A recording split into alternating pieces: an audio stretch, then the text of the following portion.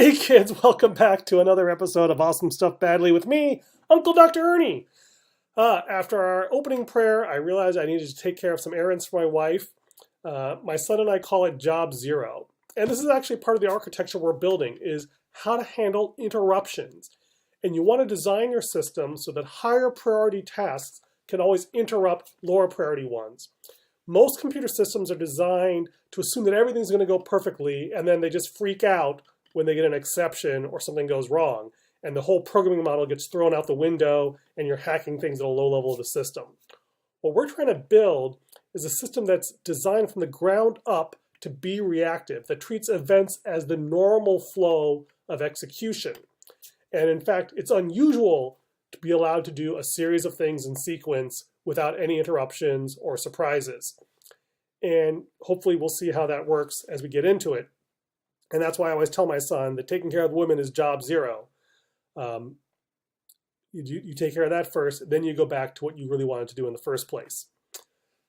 So let's stop the infinite recursion and get back to our code. So I realized that I do not have good abstractions that are helping me think clearly about what I'm doing, so I need to clean that up a little bit. So, for example,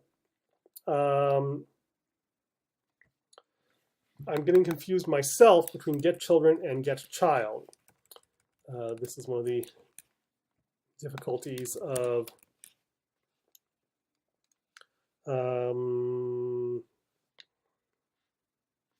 this is that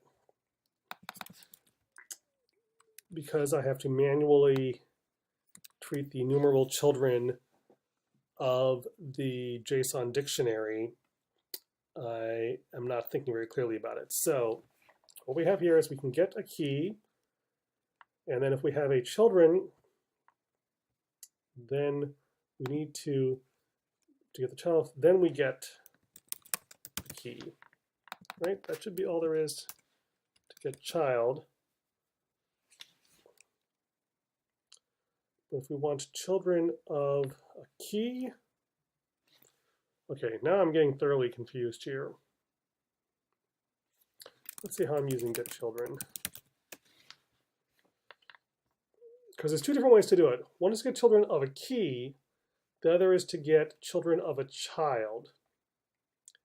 And I think that actually this is getting to be more confusing.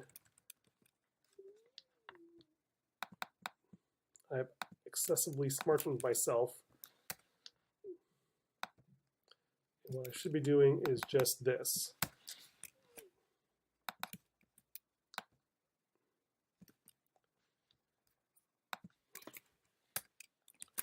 Which is going to break a whole bunch of stuff, but hopefully we'll fix it later. So what that means is I encapsulate the idea of the array, the dictionary of children, and I add a little convenience method that lets me get a specific child from the list of children, but it doesn't try and do all the other cleverness. So, yeah, and getChildren and putChildren, getChild and putChild are nice and symmetric. There is no putChildren because that is supposed to be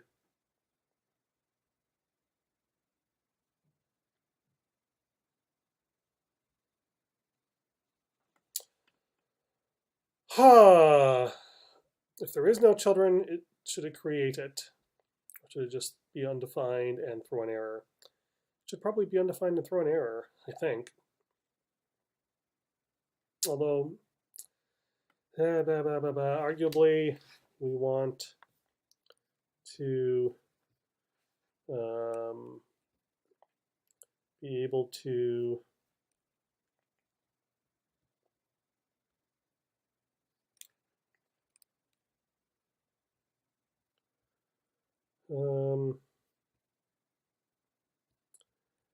let's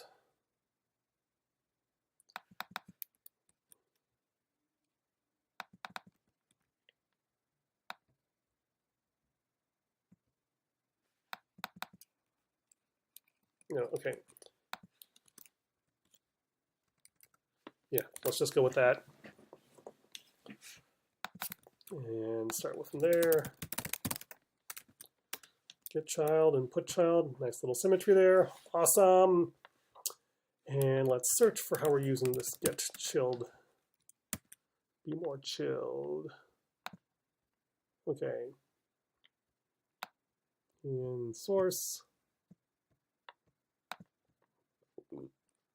So our control system here. So what are we doing for get children? Well, we want really that to be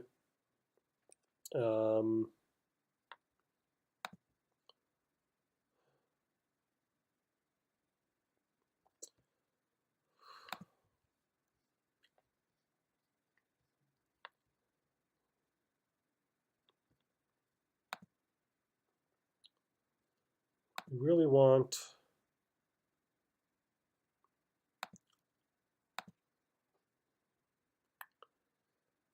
is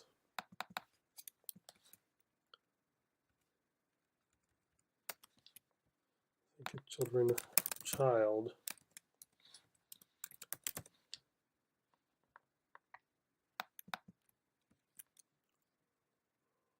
Which is so verbose that it's probably not even worth worrying about. So let's okay,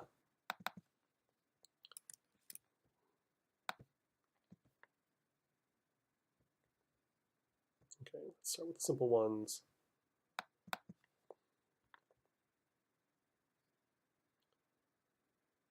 Right, that's just this Q quirkiness. Let's worry about that later. To this one. So this one here is our good child. So turtles is a child rather than a property of the world.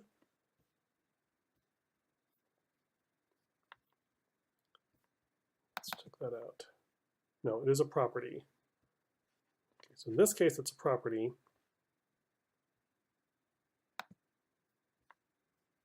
And so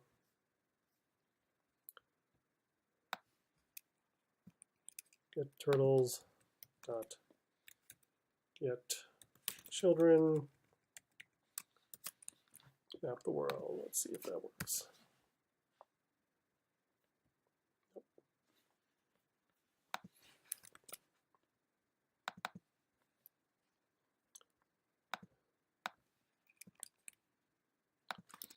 Child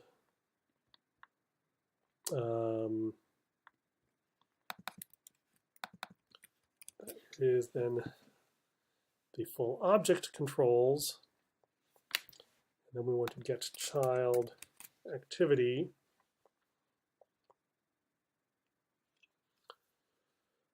Let's get rid of all this binding because that's becoming black magic that I do not properly understand, which is a dangerous road to go down.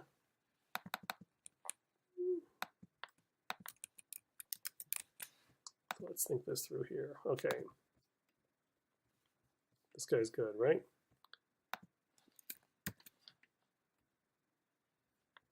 Okay. Good. Okay. Controls.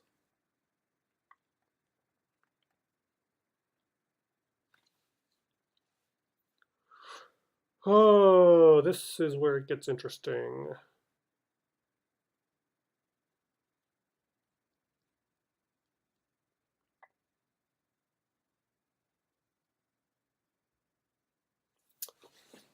I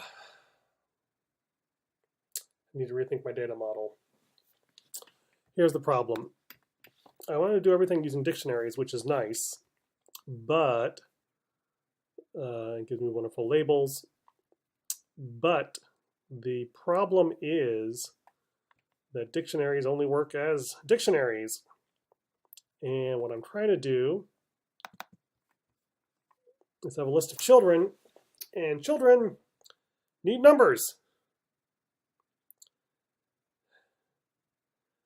Because you want to be able to put the same one in twice. Like we have two actions at once, right? That's why it's enumerable like an array rather than a object.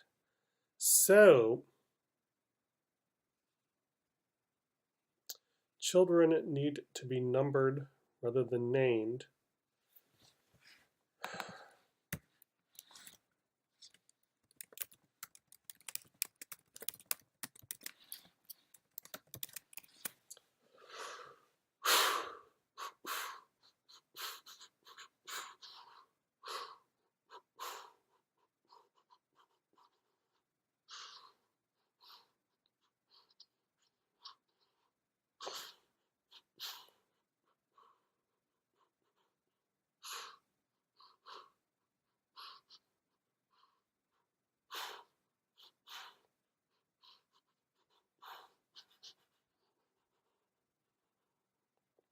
Give me a second here. Yes, I really want an add child method, which means I have to go by numbers. And I do want to label them.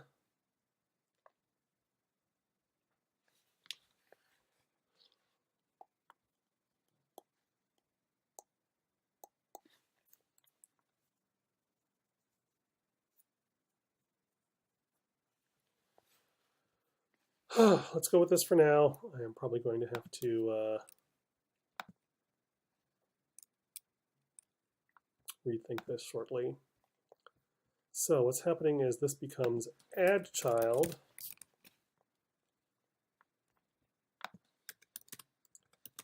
And n equals, what is the size of dictionary? Script size of dictionary.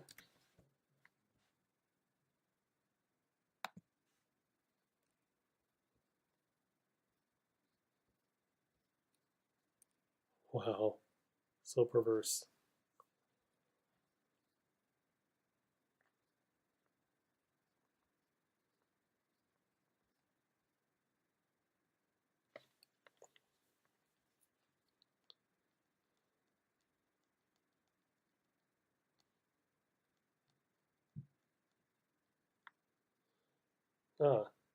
Underscore GS.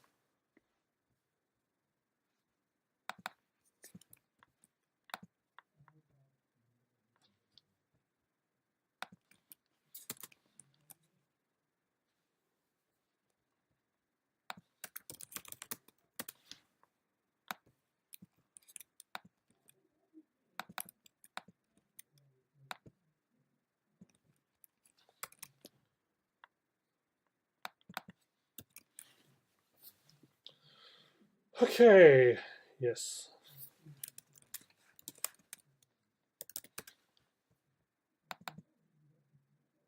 So putting it, okay, well that's something. What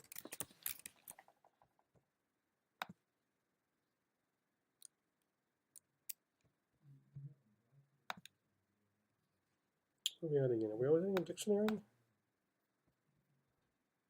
Always put a dictionary, then a child key dict.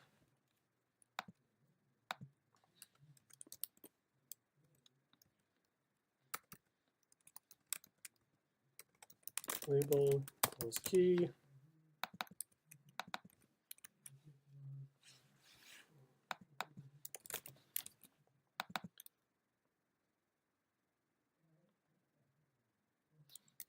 Let's just call it scheme value.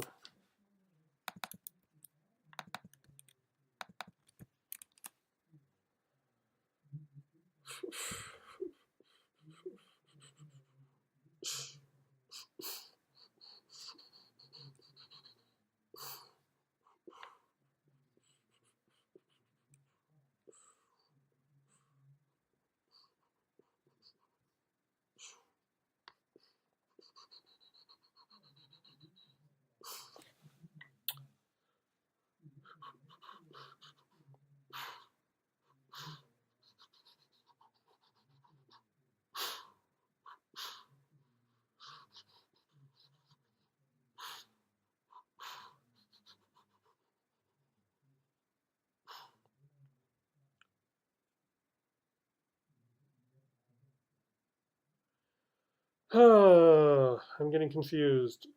I'm not sure if this is a good confusion or bad confusion. There's a lot of little